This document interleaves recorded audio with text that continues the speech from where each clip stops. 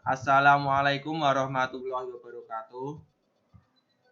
Saya dari kelompok 1 akan mempresentasikan makalah kami yang berjudul Islam dalam Bingkai Normativitas dan Historitas. Oke, langsung saja menuju ke materinya. Yang pertama, pengertian Islam historis dan normatif. Islam historis merupakan Islam yang memuat nilai-nilai kesejarahan yang mengiringi perkembangannya, atau dengan kata lain, Islam historis merupakan Islam yang dibuat dari perspektif kesejarahan. Selanjutnya, Islam normatif dimaknai sebagai Islam yang datang semata-mata memuat nilai-nilai aturan etika yang murni dari Tuhan tanpa adanya intervensi manusia. Selanjutnya, ciri logika historisitas. Melihat fakta sebagai hardcore dengan problem-based thinking, bermuara dari fakta menuju hipotesa dan merasionalisasikan teks sebagai media pendukung. Mengakui bahwa kitab suci memiliki nuansa multi-interpretasi dan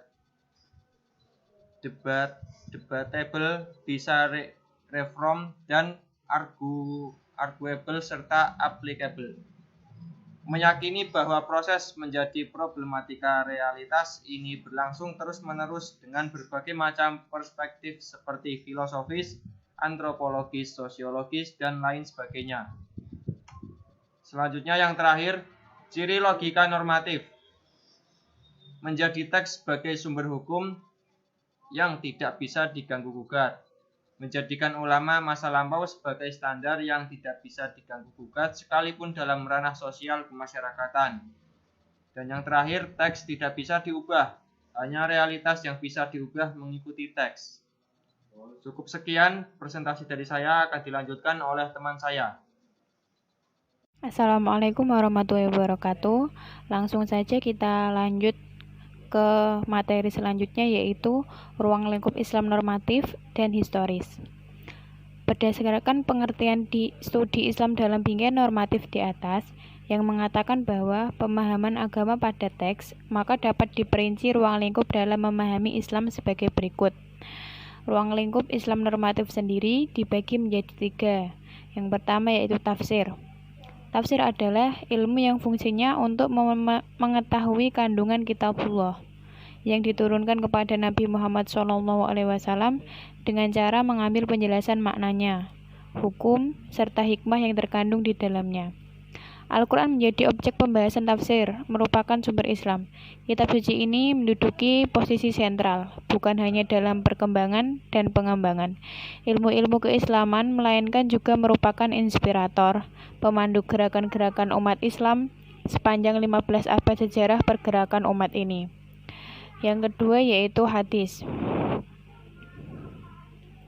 Menurut jumhur ulama, hadis adalah segala sesuatu yang dinukil dari Rasul, sahabat atau tabi'in, baik dalam bentuk ucapan, perbuatan, maupun ketetapan, baik semuanya itu dilakukan sewaktu-waktu saja, maupun lebih sering dan banyak diikuti oleh para sahabat. Seiring berjalannya waktu, ilmu hadis tumbuh menjadi salah satu disiplin ilmu keislaman. Penelitian hadis tampaknya masih terbuka luas, terutama kaitannya dengan permasalahan dewasa ini.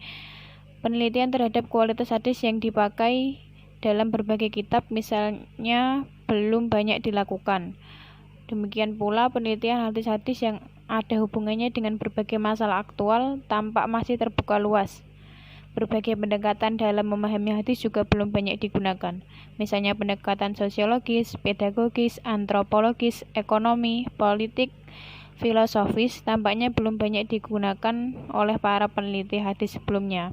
Akibat dari keadaan demikian, maka tampak bahwa pemahaman masyarakat terhadap hadis pada umumnya masih bersifat parsial. Selanjutnya yaitu teologi.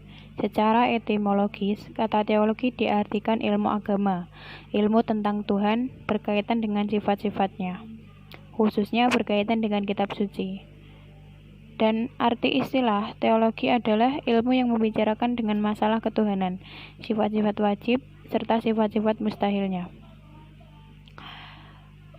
Jadi, Teologi adalah istilah ilmu agama yang membahas ajaran dasar dari suatu agama atau suatu keyakinan yang tertanam di hati sanubari.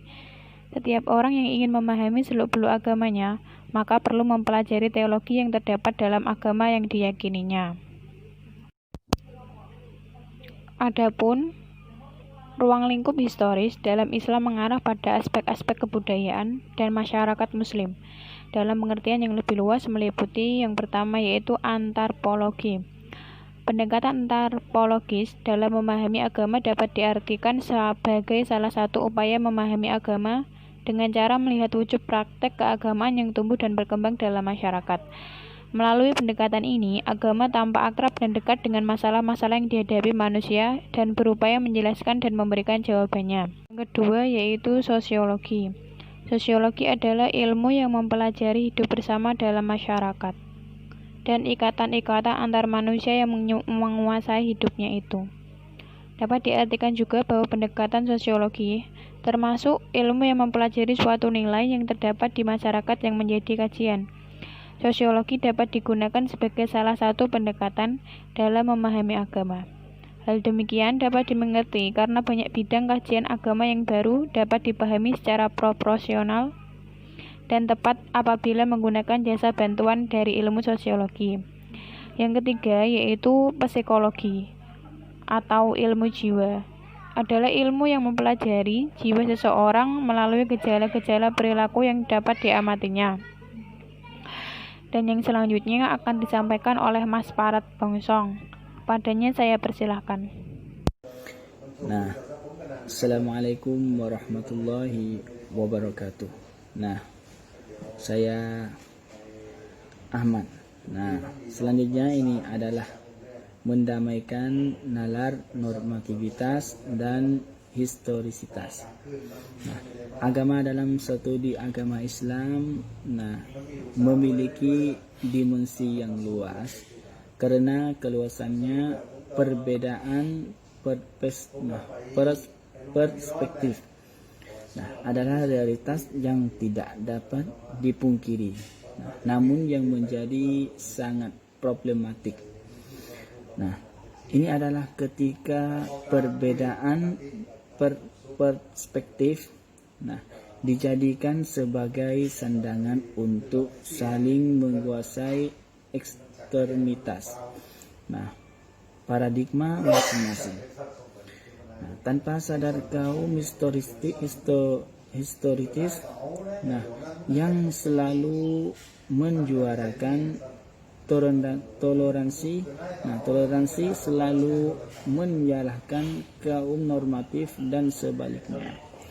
Kaum historis ini senantiasa menyinggung bahwa nalar normatif sama artinya dengan takdis al-afkar juga dialami oleh kaum historistis ketika ia melepaskan kritik kepada kaum normatif. Di era sekarang tidak bisa berdiri normativitas tanpa historitas. Upaya penyatuan normativitas dan historitas perlu dilakukan karena beberapa alasan diantaranya. Yang pertama ini mengartikulasikan teks. Tanpa melihat realitas, hanya menjadikan teks sebagai gagasan dan bukan sebagai wawasan, apalagi sebagai problem solving kehidupan manusia. Yang kedua ini upaya dialogis antara normativitas dan historisitas menghasilkan satu kekuatan valid untuk mendialogkan antara teks dan realitas. Yang ketiga ini antara normativitas dan historisitas merupakan upaya integralistik tanpa penomoran.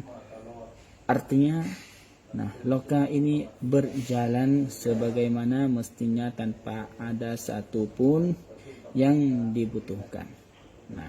Yang keempat, selain upaya tersebut di atas mesti ada batasan-batasan yang jelas di mana logika berpikir normativitas ditempatkan dan di mana logika berpikir historisitas ditempatkan.